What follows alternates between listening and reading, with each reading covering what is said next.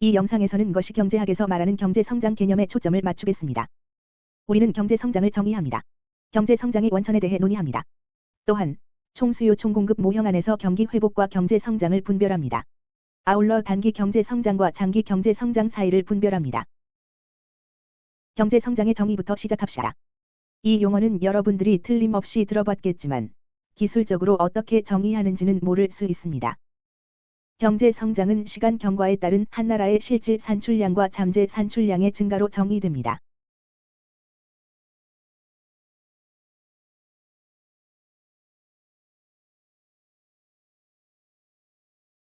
이전 강의를 환기해보면 산출량은 국내 총생산, GDP, 수치를 사용해 표기했습니다.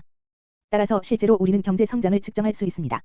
경제성장은 시간 경과에 따른 해당 국가의 국내 총생산 변화로 측정됩니다. 수준이 다른 두 개의 국내 총생산을 하나의 간단한 방정식으로 결합할 수 있습니다. 그걸 GDP이라고 합니다. 우리는 이전 기간의 국내 총생산을 공제할 수 있습니다. 이전 국내 총생산을 GDP1이라고 합시다.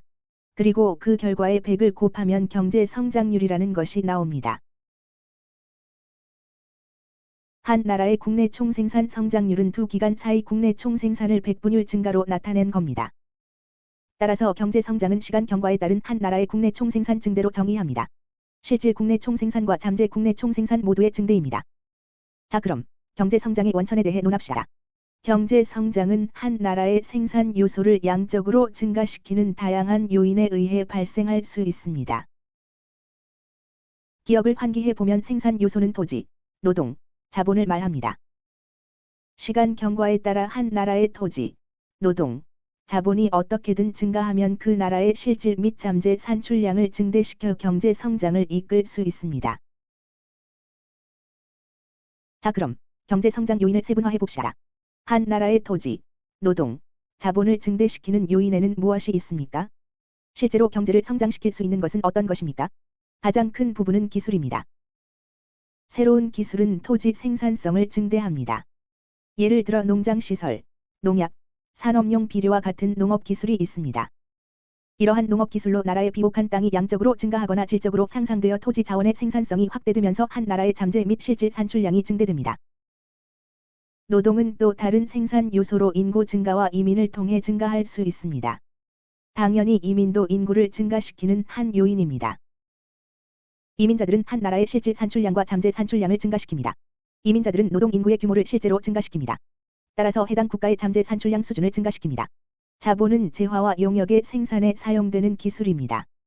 자본은 노동자의 생산성을 증대함으로 노동자의 잠재 산출량을 증대시킵니다. 무엇이 자본의 증가를 끌어낼 수 있나요? 이것을 소위 투자라고 합니다. 우리는 이미 투자가 무엇인지 배웠습니다. 투자는 새로운 설비나 기술, 기계 또는 제조 도구에 대한 기업의 지출입니다. 이런 것들이 한 나라의 경제 성장을 이끄는 몇 가지 요인들입니다.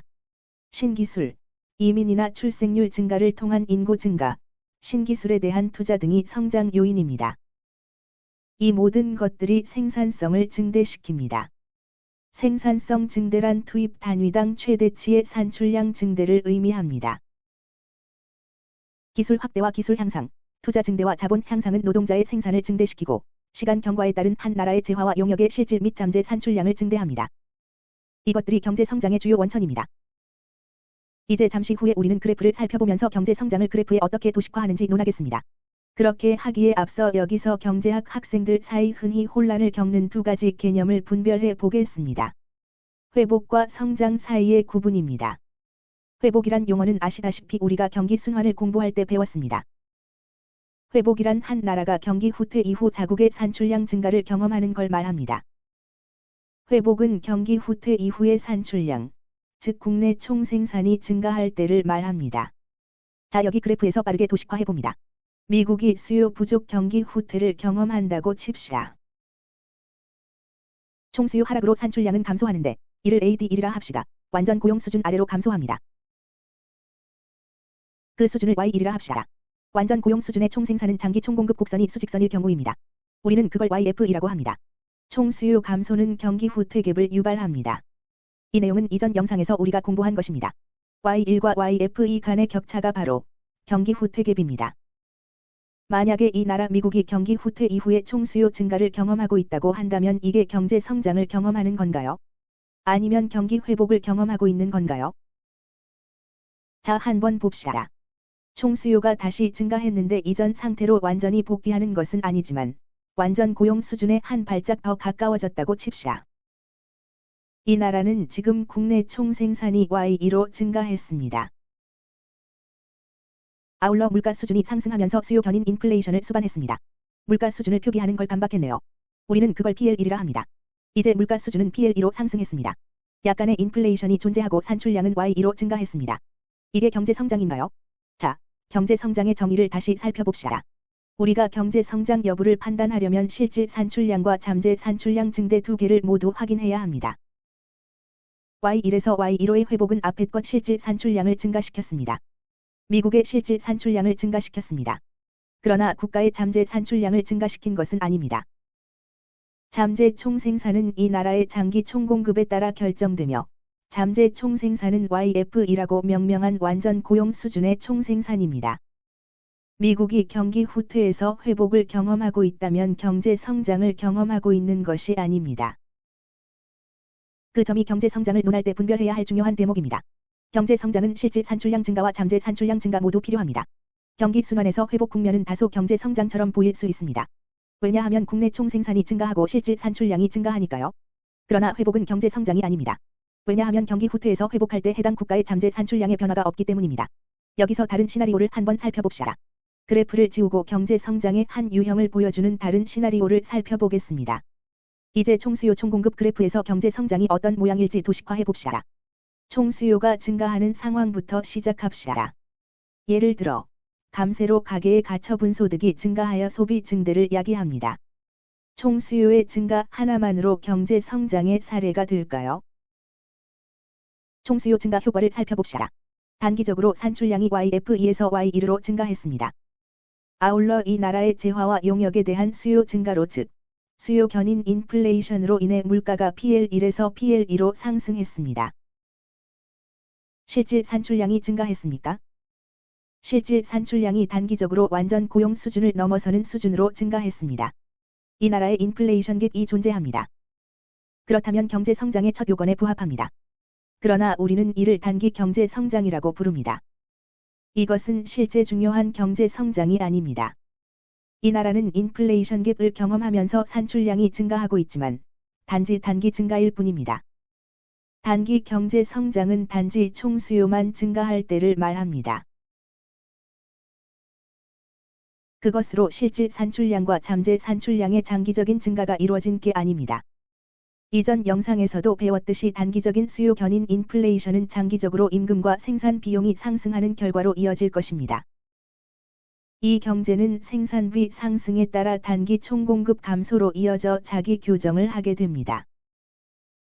총수요만 증가한다고 장기 경제 성장을 야기하지는 않습니다. 단기 성장을 창출하지만 장기적으로 경제는 완전 고용 수준으로 복귀합니다. 요소 비용과 임금이 상승함에 따라 실질 수준의 산출량을 완전 고용 수준으로 다시 감축시키기 때문입니다. 그러니 단기 경제 성장인데 꽤나 경제 성장처럼 보입니다. 왜냐하면 국내 총생산이 증가하고 실질 산출량이 증가하니까요. 그러나 이것은 장기 경제 성장이 아닙니다. 장기 경제 성장은 다시 말하지만 실질 산출량과 잠재 산출량이 모두 증가해야 합니다. 자, 그러면 다시 한번 도표를 지우겠습니다. 그리고 장기 경제 성장이 달성되는 상황에서 총수요 총공급 그래프가 어떤 모습일지 살펴보겠습니다. 마지막으로 장기 경제 성장이 총수요 총공급 그래프에서 어떤 모습일지 논해봅시다. 자, 미국 인구가 증가하고 있다고 칩시다. 이민과 출생률 증가로 미국인 인구수가 증가했다고 칩시다. 길게 보면 이 말은 노동 인구가 증가하고 가용 노동자가 더 증가한다는 뜻입니다. 노동 인구의 규모가 증가하면 값싼 노동자가 생깁니다. 경제에서 일거리를 놓고 더 많은 사람이 경쟁함으로 단기 총공급이 증가합니다. 단기 총공급 증가는 노동 인구 증가가 낳은 한 가지 결과입니다. 임금은 낮아지고 생산비는 감소합니다. 그러나 노동 인구 규모의 증가는 잠재 산출량 수준도 끌어올리게 됩니다. 왜냐하면 더 많은 노동자가 국가 경제 활동에 기여하기 때문입니다. 따라서 우리는 장기 총공급이 LRAS1로 증가하는 걸 보게 됩니다. 이제 우리는 이것이 단기 경제 성장이나 경기 후퇴를 벗어나는 회복 이상의 것임을 확인하기 시작합니다. 노동 인구의 증가는 놀랄 것도 없이 경제 전체의 수요 수준도 증가시킵니다. 인구가 증가하면서 시간 경과에 따라 소비가 늘어납니다. 또한 총수요 증가도 역시 보게 됩니다. 결국 세 가지 곡선 전체가 증가하는 결과가 됩니다. 따라서 완전 고용 수준의 총생산이 증가하는 걸 보게 됩니다. 경제 전반의 수요가 확대되고 경제 전반의 공급이 확대되고 잠재 산출량과 실질 산출량 수준도 증대됩니다. 그러면 어떻게 총수요 총공급 모형에서 장기 경제 성장을 도식화할까요? 여기서 우리가 살펴본 것이 뭔가요? 이 모든 세 가지 곡선이 증가한 것을 보았습니다. 잠재 산출량이 증가했으므로 장기 총공급 LRAS가 외향 이동합니다. 생산 비용은 단기적으로 감소합니다. 왜냐하면 노동자 공급이 증대되었으니까요. 또한 총수요도 증가했습니다. 왜냐하면 이 경제의 소비자가 더 늘어난 탓도 있고 자본 확대 내지 기술 향상으로 생산성이 증대했기 때문에 임금이 증가한 탓일 수도 있습니다. 그 결과 세 가지 모든 곡선이 외향 이동하는 상황에 다다랐습니다. 실질 및 잠재 산출량 수준도 새로운 완전 고용 수준의 균형으로 증대되었습니다. 단기 경제 성장은 총수요만 증가할 때 달성됩니다. 또는 에너지 물가처럼 요소 비용의 일시적 감소로 인해 총공급만 증가할 때 달성됩니다. 그러나 장기 경제 성장은 국민 경제에서 토지, 노동, 자본이 양적으로 증가한 결과 실질 산출량과 잠재 산출량이 동시에 증가할 때만 달성됩니다.